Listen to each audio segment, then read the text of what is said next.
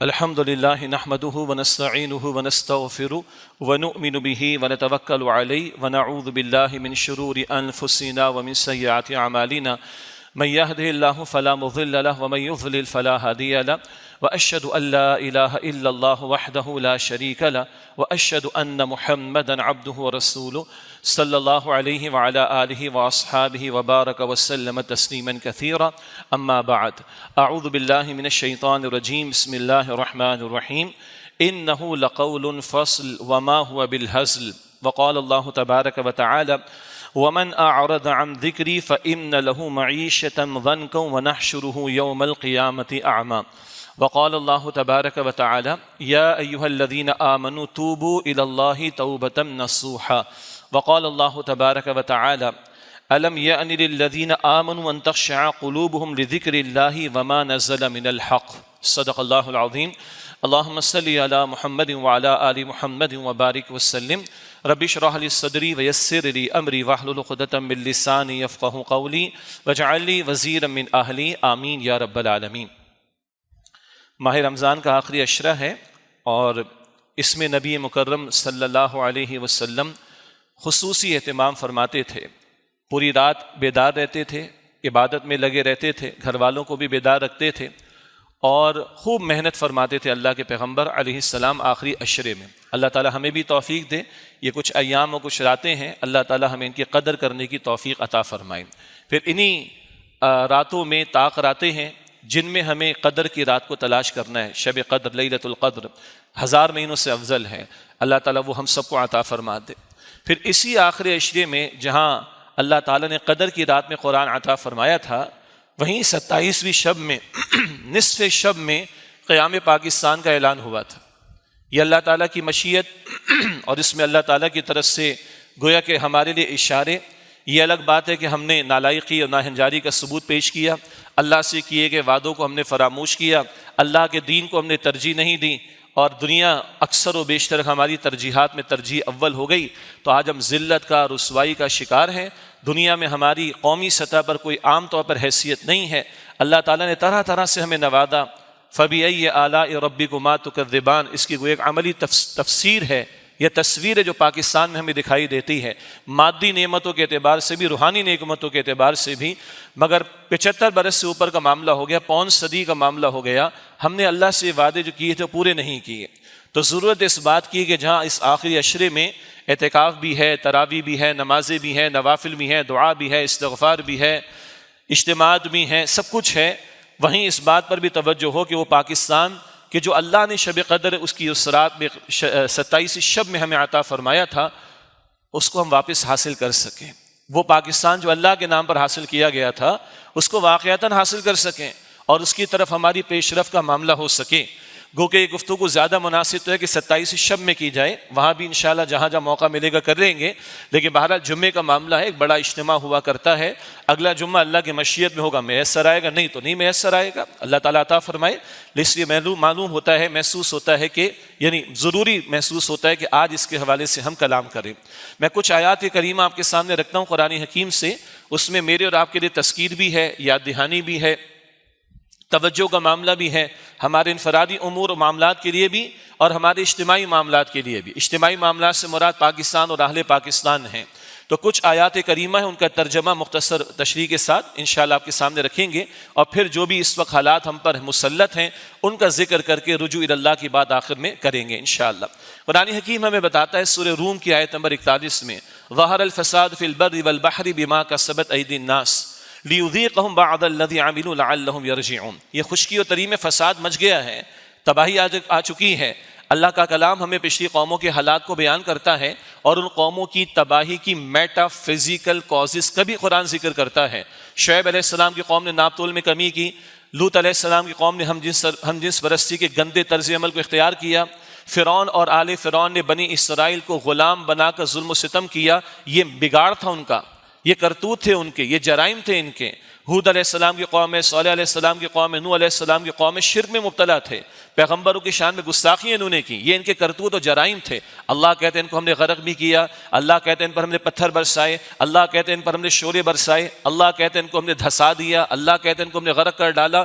یہ عذاب ان اقوام کا پر کب آئے ہیں؟ ان کے کرتوتوں کی وجہ سے۔ تو قرآن بتا رہے سورہ روم کی آیت نمبر 31 میں یہ خشکی تری میں فساد کا برپا ہونا، کبھی زلزلے، کبھی طوفان، کبھی شدید بارشیں، کبھی ماضی میں پتھروں کی بارش کا برسایا جانا، شعلوں کا برسایا جانا، یہ جو بگاڑ آتا ہے زمین پر آتا ہے، اس عالم دنیا پر آتا ہے، یہ اکثر لوگوں کے کرتوتوں کی وجہ سے۔ لیکن ایک حکمت کیا ہے؟ اللہ کچھ اعمال کا مزہ ان کو چکھائے۔ ہر جرم پر اللہ نہیں پکڑتا، ہر گناہ پر اللہ نہیں پکڑتا، فوراً نہیں پکڑتا، مؤخر کرتا ہے، ڈھیل دیتا ہے، مہلت دیتا ہے۔ لیکن کیوں پھر بھی یہ باتیں آتی ہیں؟ تاکہ لوگ اللہ کی طرف رجوع کریں، لعلہم یرجعون، تاکہ وہ اللہ کی طرف رجوع کرنے والے بنیں۔ ان سختیوں میں، آزمائشوں میں ایک بڑا مقصد کیا ہے؟ لوگوں کے دل نرم ہوں اور وہ اللہ کی طرف رجوع کرنے والے بنیں، نہ کہ ان کے دل سخت ہو جائیں، نہ کہ وہ ناہنجار ہو جائیں۔ اللہ حفاظت فرمائے۔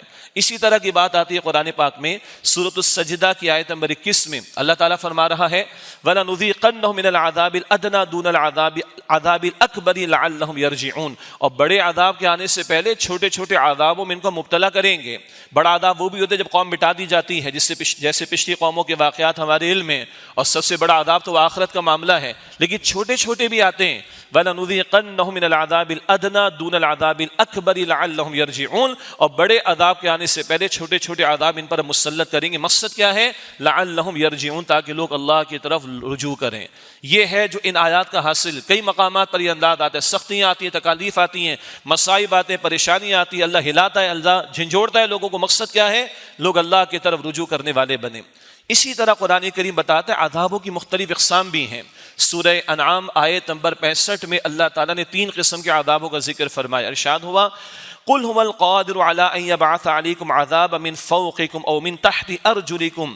اے نبی علیہ السلام فرما دیجیے وہ اللہ سبحانہ وتعالیٰ اس بات پر قادر ہے کہ تم پر تمہارے اوپر سے عذاب بھیجے یا تمہارے پیروں کے نیچے سے عذاب بھیجے۔ اوپر سے عذاب کیا ہے؟ اوپر سے شدید بارشوں کا برسا دیا جانا، شعلوں کا برسا دیا جانا، پتھروں کی بارش کا برسا دیا جانا، یہ بھی اوپر سے عذاب ہے۔ نیچے سے عذاب کیا ہے؟ زلزلے کا آ جانا، دھسا دیا جانا، قارون کو دھسا دیا گیا تھا، یہ نیچے سے عذاب ہے۔ البتہ ایک اور انداز سے دیکھیے، یہ بھی مفسرین نے بیان فرمایا، اوپر ظالم حکمراں مسلط ہو جائیں، یہ بھی عذاب ہے۔ جی، حکمراں ظالم مسلط ہو جائے، یہ بھی اللہ کا عذاب ہے۔ سب آرڈینیٹس کے لیے باسز جو ہیں وہ ظالم ہو جائیں تو یہ بھی اللہ کا عذاب ہے۔ اور نیچے سے عذاب کیا ہے؟ عوام ناہنجار ہو جائے، وہ گالیاں دیتی ہو حکمرانوں کو اور ان کی بات نہ مانتی ہو، تو یہ اوپر والوں کے لیے عذاب ہو جائے گا نیچے والوں کی طرف سے۔ اولاد اگر نافرمان ہو جائے تو یہ نیچے سے عذاب ہے۔ ملازمین ہو، سب آرڈینیٹس ہو، اگر وہ ناہنجار ہو جائے تو یہ نیچے سے عذاب ہے۔ اوپر کا عذاب اور نیچے کا عذاب۔ تیسرا فرمایا کہ او یلبسکم شیعا، اللہ تمہیں گروہوں میں تقسیم کر دے، ویذیق بعضکم بأس بعض، اور ایک گروہ کی طاقت کا مزہ دوسرے کو چکھا دے۔ اللہ گروہوں میں تقسیم کر دے، لڑوا دے آپس میں۔ اسی شہر میں ہم نے دیکھے فسادات زبان کی بنیاد پر، اسی شہر میں ہم نے فسادات، کراچی کی بات کر رہا ہوں کیونکہ یہ بات کی ریکارڈنگ اور جگہوں پر بھی استعمال ہوتی ہے، یہاں پر ہم نے مذہبی منافرت و فرقہ واریت کی بنیاد پر بھی مار دھاڑ دیکھی ہے، لوٹ جو ہے وہ قتل و غارت گری دیکھی۔ اللہ قوموں کو تقسیم کر دے گروہوں میں، کہیں زبان کی بنیاد پر، خطوں کی بنیاد پر، سیاسی بنیاد پر، مذہبی بنیاد پر، فرقہ واریت کی بنیاد پر لڑا دے اللہ تعالیٰ۔ کیا ہم نے لاشیں نہیں دیکھے اور نہیں دیکھ رہے ہم؟ یہ کیا ہے آخر؟ یہ بھی اللہ کے عذاب کی قسم ہے۔ ایک حدیث میں بڑی بھاری اور سخت بات آئی، حضور نے دعائیں کی اللہ کے سامنے، اللہ قحط سے میری قوم برباد نہ ہو جائے، میری امت قحط سے برباد نہ ہو جائے، اس طرح کے عذاب سے برباد نہ ہو جائے۔ وہ تو سب اللہ نے قبول کیا، یا اللہ وہ آپس میں لڑنے سے برباد نہ ہو، یہ بات اللہ نے قبول نہیں کی۔ بہرحال کیا کہیں، اللہ نے یہ بات قبول نہیں کی حضور کی صلی اللہ علیہ وسلم۔ یہ بھی اللہ کے عذاب کی شکل ہے، اور عذاب آتا کب ہے؟ جب لوگ اللہ کی نافرمانی کریں، اللہ کے ساتھ معصیت کا معاملہ کریں۔ یہ 3 قسم کے عذابوں کا ذکر سورہ انعام کی آیت نمبر 65 میں۔ پھر اللہ تعالیٰ قرآن حکیم میں ایسے انداز سے بات ہمارے سامنے رکھتا ہے کہ لگتا ہے کہ یہ بات تو ہمارے لیے بیان ہو رہی ہے۔ قرآن زندہ کلام ہے، بشرطے کہ اس نگاہ سے اس کو دیکھا جائے، اس طلب کے ساتھ اس کو پڑھا جائے، اس ہدایت کی طلب اور تڑپ کے ساتھ اس سے ہدایت اخذ کرنے کے ساتھ اس سے جڑا جائے۔ قرآن کہتا ہے سورہ انبیاء آیت نمبر 10 میں، لقد انزلنا الیکم کتابا فیہ ذکرکم، لوگوں ہم نے تمہاری طرف ایک کتاب نازل کی جس میں تمہارا اپنا ذکر موجود ہے۔ ذکر کا ایک مفہوم شرف کا بھی کیا گیا، تمہاری عزت کا بیان بھی ہے، اور ذکر ایک یاد دہانی کا بھی مفہوم ہے، اور تمہارے حالات کا ذکر بھی ہے۔ تو سورہ انبیاء کی آیت 10 بتاتی ہے اس قرآن میں تمہارے حالات کا ذکر ہے۔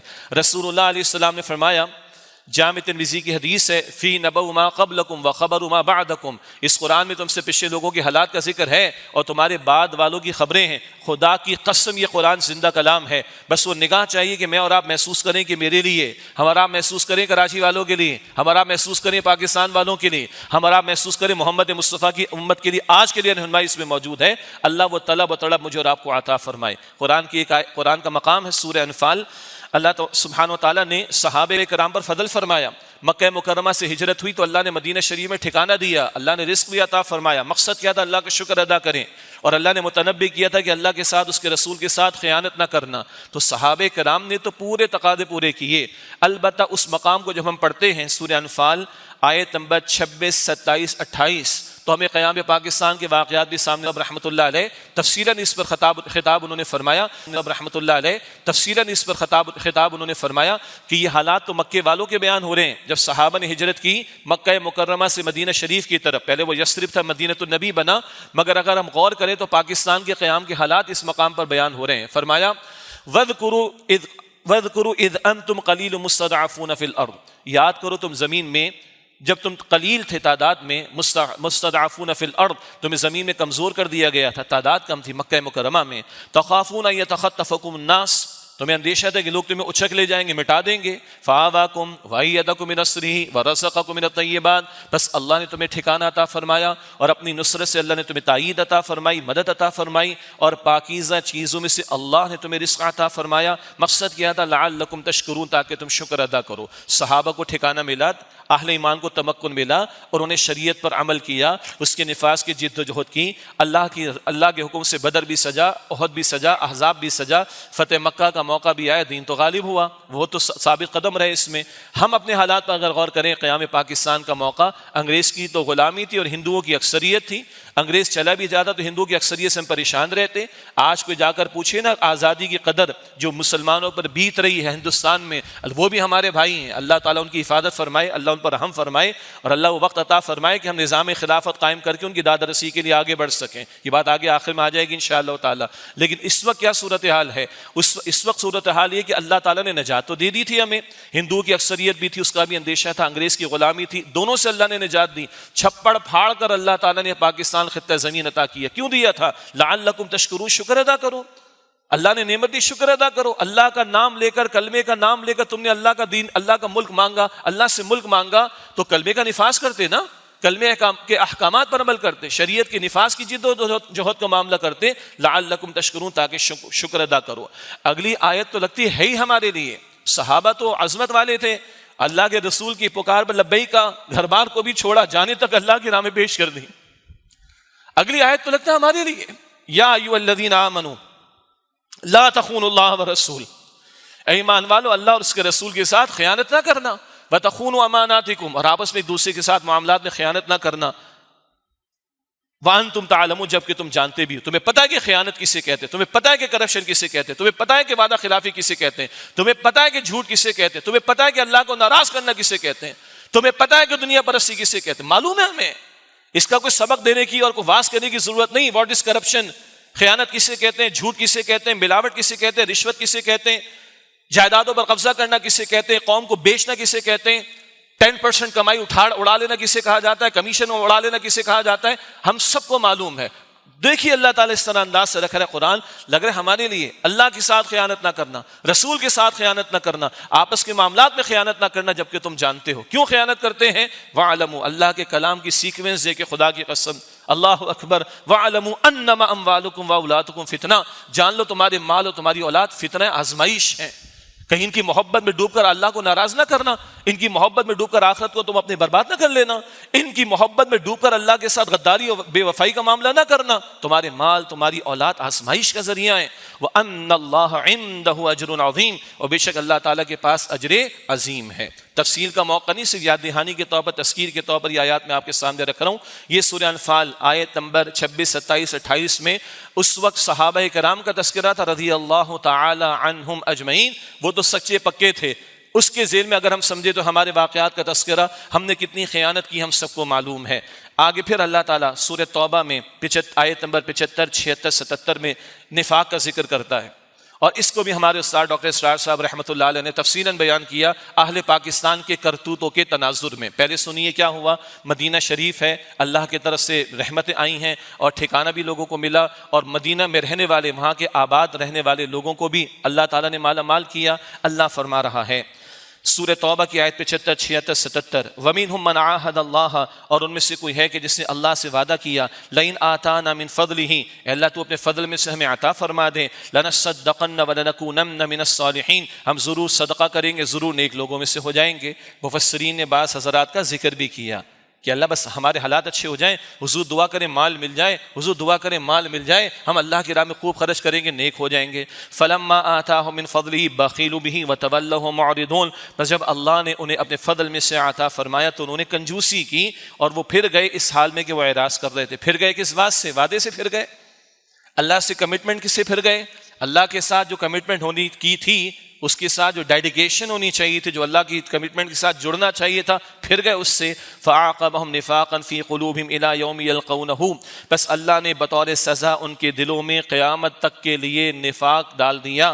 بِمَا أَخْلَفُوا اللَّهَ مَا وَعَدُوهُ، اس لیے کہ انہوں نے اللہ سے کیے گئے وعدے کی خلاف ورزی کی۔ فَبِمَا كَانُوا يَكْذِبُونَ، اور اس لیے کہ وہ جھوٹ بولتے تھے۔ اللہ ہمارے حالات اچھے کر دے، ہم خوب نیک بنیں گے، خوب صدقہ خیرات کریں گے۔ ہم نے کیا کہا تھا؟ یہ کراچی میں بیٹھنے والے میں اور آپ، ہم کہتے ہیں مہاجروں کی اولاد ہیں۔ میں برسوں سے بات عرض کرتا ہوں، ہمارے باپ دادا بھی ہجرت کر کے آئے تھے۔ کاہے کو آئے تھے؟ سود کے نظام کے لیے آئے تھے، بے حیائی کے طوفان کے لیے آئے تھے، عورتوں کو بے پردہ کر کے باہر گھمانے کے لیے آئے تھے۔ کس سے جانے دی تھی انہوں نے؟ ہماری جائیدادیں آج بھی ہندوستان کے اندر نہیں گئے پلٹ کر واپس کبھی، نہ ہمارے باپ کبھی گئے، نہ ہم کبھی گئے۔ کیوں آئے تھے چھوڑ کر؟ اللہ پاکستان دے دے، اللہ خطہ دے دے ایک، اللہ تیری شریعت کو نافذ کریں گے۔ باقی اگر کھلواڑ کرنا بے حیائی کے طوفان کا، تو فلم انڈسٹری کم ہے بھارت کے اندر؟ سود کے دھندے اگر کرنے تو بنیے کا سود کم ہے بھارت کے اندر؟ دنیا ہی دنیا اگر کمانی تھی تو بھارت میں کم ہے کیا؟ کہے کو ہم آئے تھے؟ کہے کو ہم نے گھر بار کو چھوڑا تھا؟ اللہ تیرا دین چاہیے، تیری شریعت چاہیے، تیرے حکم کو نافذ کریں گے، تیری کتاب اور تیرے نبی کی سنت کو نافذ کریں گے۔ کدھر وہ اللہ کا دین؟ جھوٹ بولا ہم نے، یہ ہم نے جھوٹے وعدے کیے تھے۔ یہ اللہ کہہ رہے ہیں نفاق پیدا کر دی۔ اور آج قومی مزاج کیا ہے ہمارا؟ اللہ کہہ رہے ہیں ان کے دلوں میں ان کی سزا کے طور پر نفاق ڈالا ہم نے، جھوٹ بولا تھا انہوں نے، وعدہ خلافی کی انہوں نے۔ منافق کی نشانیاں کیا ہے؟ جب بات کرے گا جھوٹ بولے گا، جب وعدہ کرے گا توڑے گا، جب امانت رکھوائی جائے گی خیانت کرے گا، اور جب جھگڑے گا تو گالیاں دے گا۔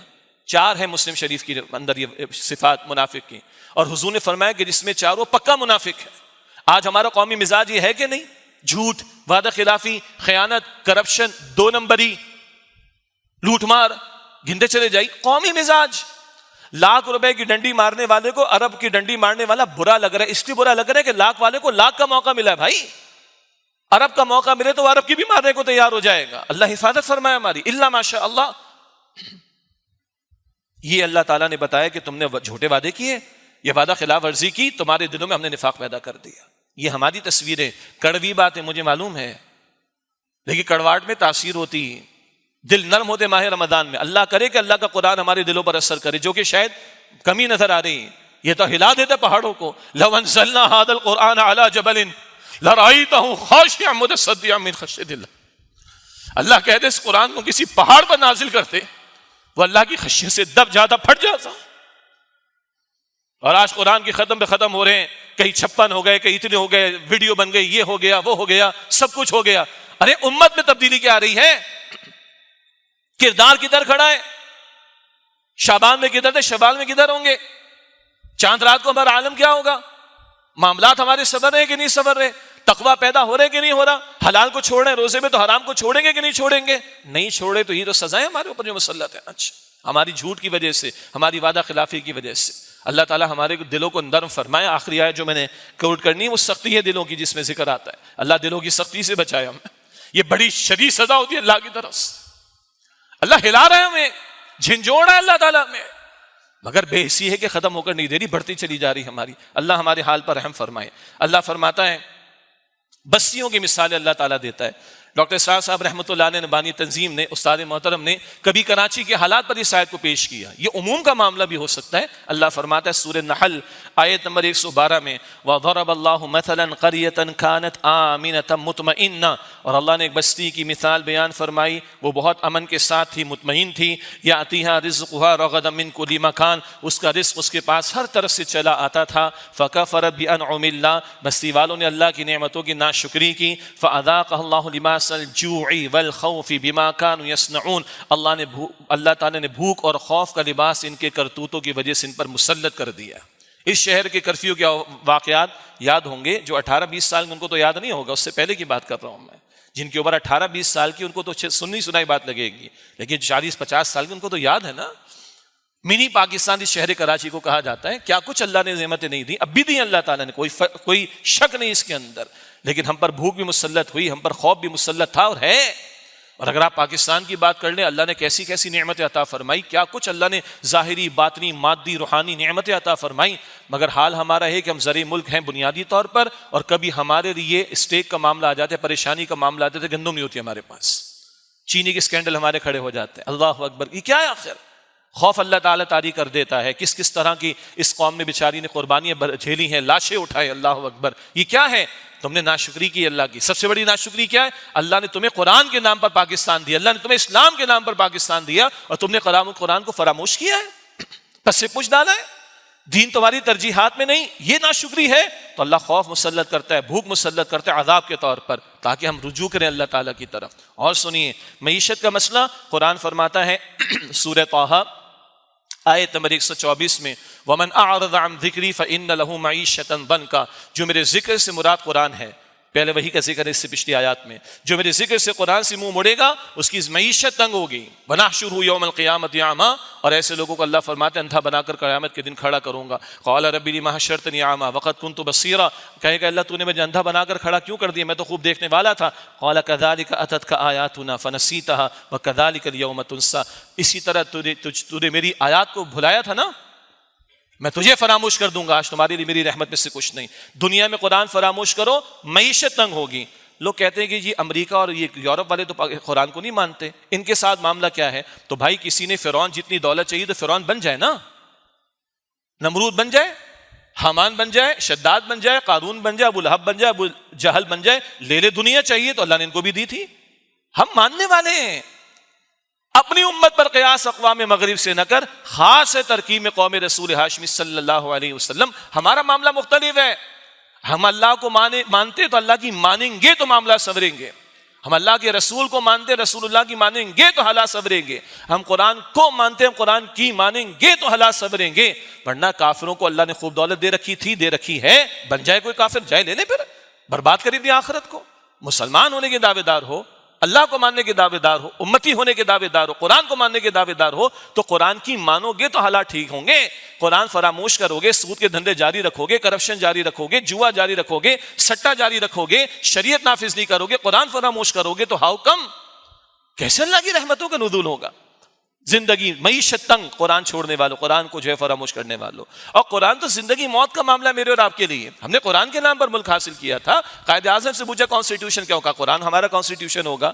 11 اگست کی تقریر کے 2 جملے وہ بھی ڈیبیٹیبل ہیں, وہ ہمارے علم میں, ورنہ 115 تقریر اور بھی قائد اعظم کے موجود ہے, اس پر توجہ نہیں کی جاتی. یہ اس وقت کا موضوع کا مسئلہ نہیں ہے, لیکن بہرحال یہ میں بس جملہ معترضہ کے طور پر بٹوین دا لائنز اشارہ کر رہا ہوں. 11 اگست کی تقریر قائد اعظم نے یہ کہا تھا. تو قائد اعظم نے پوری زندگی میں ایک ہی تقریر کی تھی کیا؟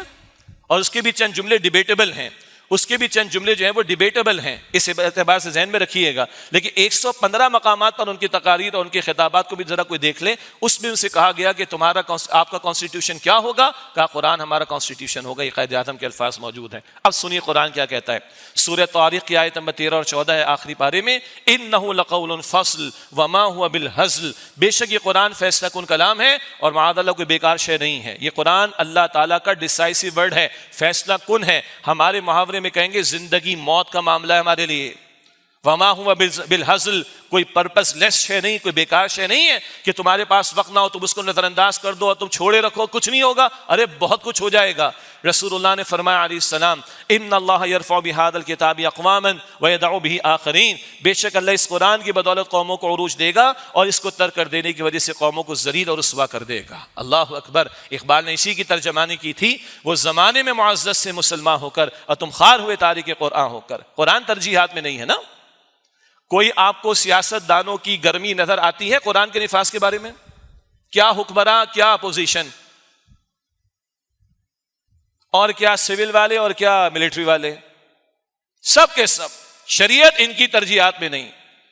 صاف سی بات ہے، شریعت ترجیحات میں نہیں. بہت سارے معاملات میں گرمی نظر آتی ہے. اداروں کے اندر آپ کو گرمی نظر آئے گی، سیاست دانوں میں گرمی نظر آئے گی، ہائی اپس میں گرمی نظر آئے گی، اسٹرگل، محنت، بھاگ دوڑ، دن رات ایک کرنا. لیکن اللہ کے کلام کے لیے زیادہ گرمی نہیں ہے. اللہ کی شریعت کا نفاذ وہ تو ترجیحات میں ہی نہیں. تو جب یہ کریں گے تو اللہ کی رحمتیں برسیں گی ہم پر، پھر وہی ہوگا جو آج ہم بھگت رہے. انہ لقول فصل وما هو بالهزل، بے شک یہ قرآن فیصلہ کن کلام ہے، معاذ اللہ کوئی بیکار شے نہیں کہ جس کو تم نظر انداز کر دو. اب آئیے تھوڑا سا دوسرے انداز سے بات کریں. اللہ تعالی ہمارا رب ہے، علی کل شیء قدیر ہے. مایوسی کفر ہے. پچھلے جمعے بات کر چکے اس تعلق سے. مایوسی تو کفر ہے. اللہ تعالیٰ توجہ دلاتا ہے، آ جاؤ میری دامن رحمت کی طرف، لیکن اپنے آپ کو مستحق ثابت کرو. سورہ آراف آیت نمبر 96 میں اللہ بستی والوں کا ذکر فرماتا ہے. فرمایا کہ وَلَوْ أَنَّ أَهْلَ الْقُرَىٰ آمَنُوا وَاتَّقَوْا لَفَتَحْنَا عَلَيْهِمْ بَرَكَاتٍ مِّنَ السَّمَاءِ وَالْأَرْضِ، اگر بستیوں والے ایمان لاتے اور تقویٰ کی روش پر آتے، ہم آسمان سے بھی برکتیں کھول دیتے، زمین سے بھی برکتیں عطا فرما دیتے. وَلَٰكِن كَذَّبُوا، لیکن انہوں نے جھٹلایا. فَأَخَذْنَاهُمْ بِمَا كَانُوا يَكْسِبُونَ، تو ان کے کرتوتوں کی وجہ سے اللہ فرماتے کہ ہم نے ان کی پکڑ کی. بستی والے ایمان پر رہیں اور تقویٰ پر رہیں. روزے کا حاصل بھی تقویٰ ہے. تقویٰ ہے گناہوں کو چھوڑنا. توبہ کے بیان پچھلی مرتبہ آئے تو توبہ کا حاصل بھی ہے گناہوں کو چھوڑنا، پلٹ آؤ اللہ کی طرف. اور پچھلی مرتبہ انفرادی توبہ کی طرف توجہ دلائی تھی. آج اجتماعی توبہ کی ہم بات کر رہے ہیں. اس قوم کی اجتماعی توبہ کیا ہے؟ اس قوم کا اجتماعی جرم ہے کہ ہم نے شریعت یہاں پر نافذ نہیں کی. ہم نے جس مقصد کے لیے ملک حاصل کیا اس مقصد کو پورا نہیں کیا. تو آج تقویٰ کا تقاضا کیا ہے؟ آج توبہ کا تقاضا کیا ہے؟ یہ قوم اجتماعی طور پر اللہ کی طرف رجوع کرے اور اللہ کی شریعت کے نفاذ کی طرف پیش قدمی کا معاملہ ہونا چاہیے. اس سے کم پر تو اللہ کے ہاں ہماری توبہ نہیں.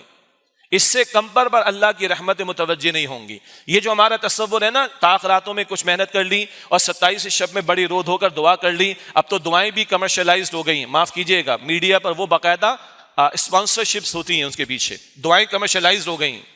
میں نہیں جا رہا اس بحث کے اندر، میڈیا کا اپنا تجربہ ہے، وہاں کے حالات علم میں ہیں. آپ میرے حق میں بھی دعا کریں، اللہ میری حفاظت فرمائے. اور اتنا جتنا دین کے دائرے اور دینی وقار کے مطابق اس کا استعمال ہو سکتا ہے، اللہ اتنے کی ہمیں توفیق دے. اللہ ہم سب کی حفاظت فرمائے. لیکن یہ نہیں کہ بس 27 شب میں رو لیے دھو لیے اس کے بعد چھٹی ہو گئی. نہیں، چھٹی نہیں ہے.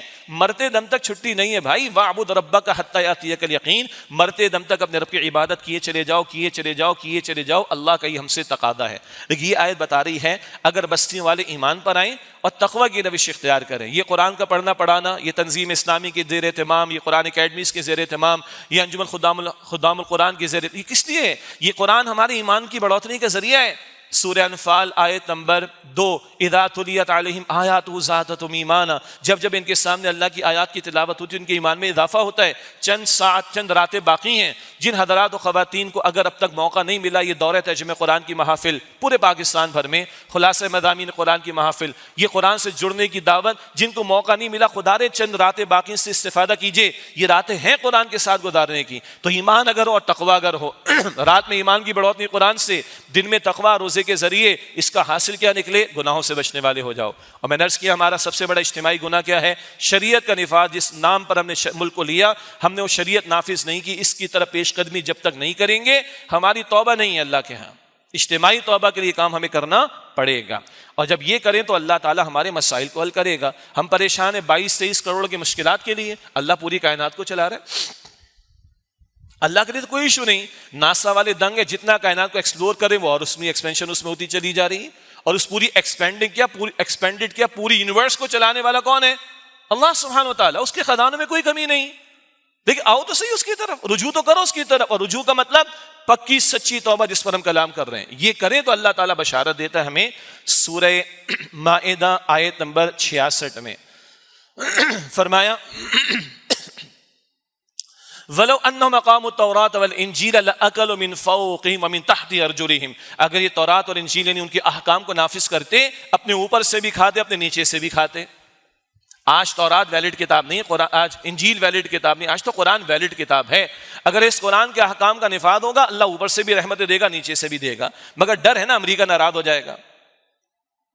سارے امریکہ کو منانے میں لگے ہوئے، کیا ہمارے ملٹری والے، کیا ہمارے حکومت والے، اور اب اپوزیشن والے بھی. امریکہ سے بنا کر رکھنی، مائی باپ ہے کیا ہمارا؟ وہ ہمارا رازق ہے کیا؟ لگتا تو یہی ہے، ہمارے طرز عمل تو یہ بتا رہے ہیں. وہ ناراض نہ ہو جائے بس ہم سے، اللہ ناراض ہو جائے تو اللہ کو ناراض کر کے کیا رحمتیں آئیں گی؟ اللہ کے سوا کو پناہ ہے ہمارے لیے؟ نہ کہیں جہاں میں اما ملی، جو اما ملی تو کہاں ملی، میرے جرم خانہ خراب کو تیرے عفو بندہ نواز لے. وَلَن تَجِدَ مِن دُونِهِ مُلْتَحَدًا. ہر جمعے سورہ کہف کی تلاوت کر دیں، بس تلاوت ہی ہوتی رہے گی یا تلاوت کے ساتھ اقامت بھی ہوگی اس کی، یعنی قائم کرنا اس کو. اللہ کے سوا کہیں تمہیں پناہ نہیں ملے گی. سب کچھ تو کر کے دیکھ لیا 75 برس میں، اور کتنی نسلیں برباد کرنی ہم نے. ماسکو کے سامنے جھکتے رہے، واشنگٹن کے سامنے جھکتے رہے، ان کے سامنے جھکتے رہے، ان کے سامنے جھکتے رہے. کچھ ملا؟ کچھ نہیں ملا. تباہی ملی ہے. ریس لگی ہوئی تھی نا کہ پیٹرول پہلے 300 پہ پہنچے گئے، ڈالر پہنچ رہے.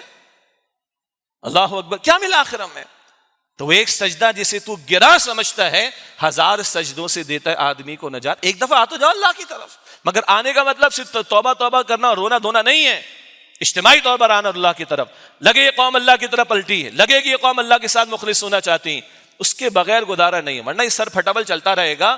آپ دیکھیے آج عدالت اور انتظامیہ ایک دوسرے کے سامنے کھڑی ہیں، حکمراں اور اپوزیشن والے ایک دوسرے کے سامنے کھڑے ہیں، رسہ کشی کا معاملہ چلتا چلا جا رہا ہے، ذاتی دشمنیاں نکالی چلی جا رہی ہیں، اور انتظامیہ، عدلیہ، حکمراں، اپوزیشن سارے کے سارے دستوں کے ربا ہیں، اور قوم بیچاری مر رہی ہے، آٹوں کی بلائن میں پس رہی ہے. کوئی پوچھنے والا نہیں. یہ سزائیں ہمارے اوپر جو مسلط ہے ہمارے کرتوتوں کی وجہ سے، ہمارے گناہوں کی وجہ سے. کوئی حل نہیں. جمہوریت جمہوریت جمہوریت کا نام لیتے رہے. 75 برس میں کیا ہوا؟ آدھا ملٹری والے لے گئے، آدھا یہ جمہوری حکمراں لے گئے. نہ ملٹری والوں سے مسئلہ حل ہو رہا ہے، نہ جمہوریت والوں سے مسئلہ حل ہو رہا ہے. اور یہ غیر ملکی امپورٹڈ جمہوریت ہے، مادر پدر آداد جمہوریت کا ہی شاخسانہ ہے، اور اس میں پتہ ہے کہ سامنے کچھ ہوتا ہے، پیچھے کچھ اور ہوا کرتا ہے. دنیا کے ساہوکاروں کو، دنیا کے عالم کی جو دہشت گرد ہیں، ان کو خطرہ اگر اسلام کے نظام خلافت سے. اور یہ پتہ ہے کہ خدا کا عطا کردہ نظام وہ بندوں کو جو ہے وہ رہنمائی دے سکتا ہے، وہ رحمت دے سکتا ہے، اور وہ بندوں کا مداوع کر سکتا ہے. وہ کبھی نہیں چاہتے کہ نظام خلافت قائم ہو. چنانچہ اسلام و فوبیا کے نام پر مسلمانوں کے خلاف رقیق حملوں کا معاملہ، اور اپنے کٹ پتلی قسم کے لوگوں کو مسلط کیے رکھنا، چاہے وہ ملٹری والے ہوں، چاہے وہ جمہوریت والے ہوں، پسند ہے ان کو. ان کی دجالی تہذیب ہم پر مسلط. سیاست برباد ہماری سیکولرزم کے نام پر، معیشت برباد سود جوئے کے نام پر، رہی صحیح معاشرت وہ بھی برباد کرنے پر تلے ہوئے. ٹرانسجینڈر ایکٹ ان ساروں نے مل کر پاس کیا تھا 2018 میں. اپوزیشن والے بھی اور حکمراں بھی سب بیٹھے ہوئے تھے. اور میں بار بار اپنا درد دل رکھتا ہوں، اللہ اور اس کے رسول سے جنگ ختم کرنے کو تیار نہیں. سارے اس پر ایک رہے، ملٹری والے بھی اور جمہوری حکمراں بھی. کوئی سیریس نہیں ختم کرنے کے لیے، کوئی سیریس نہیں. لگتا ہے کہ کسی اور کے اشارے ہیں، کٹ پتلی بنے ہوئے ہیں، وہاں سے جا کر جو ہے وہ جھک کر مان کے آتے ہیں اور ان کی منواتے ہیں. استغفر اللہ.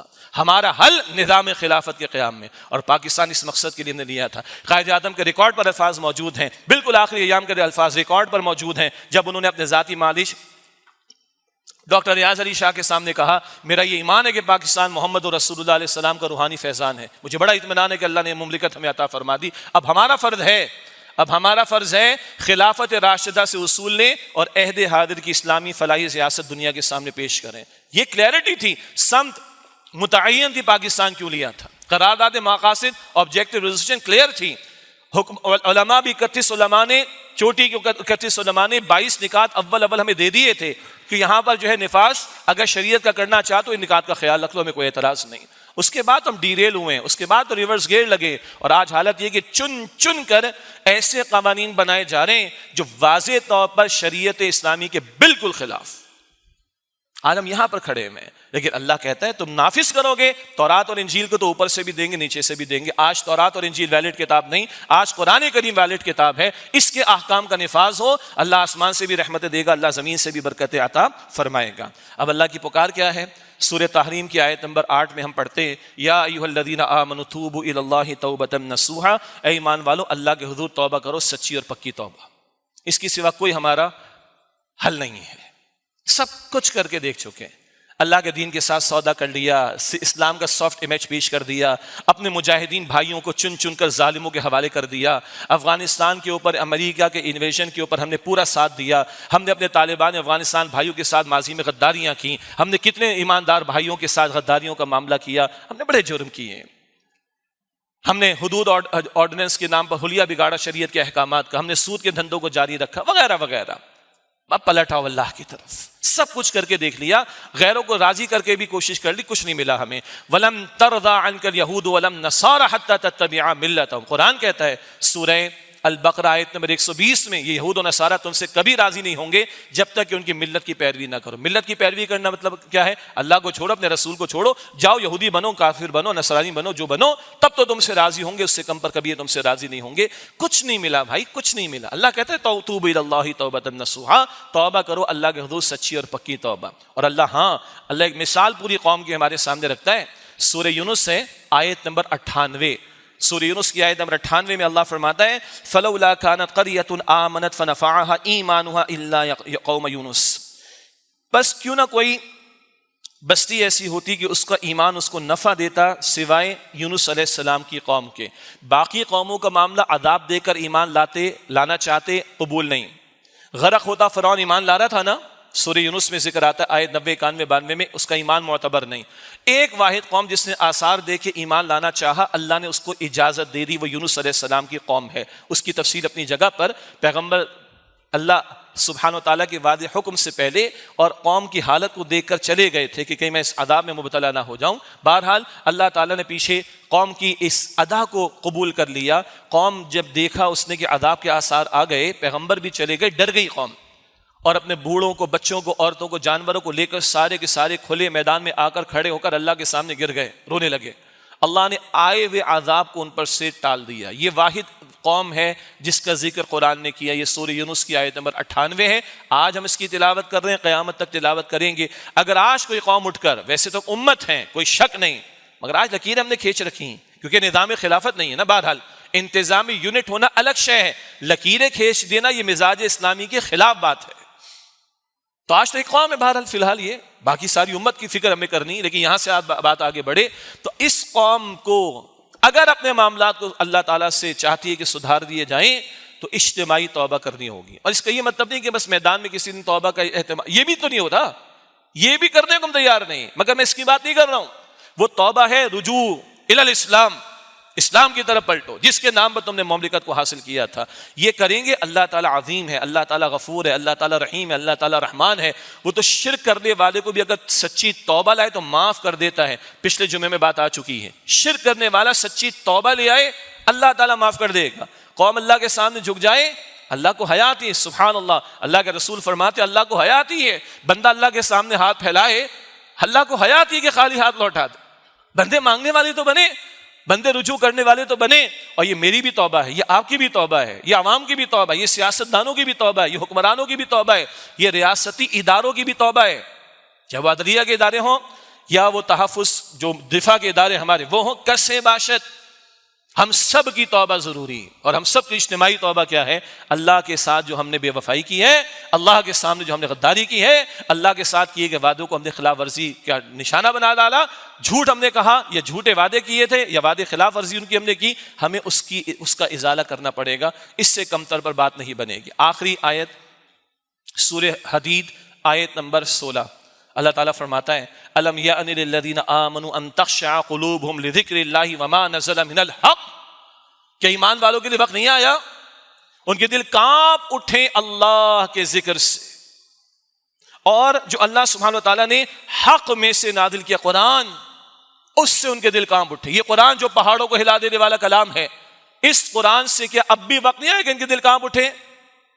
اللہ کا ذکر، اللہ کی یاد.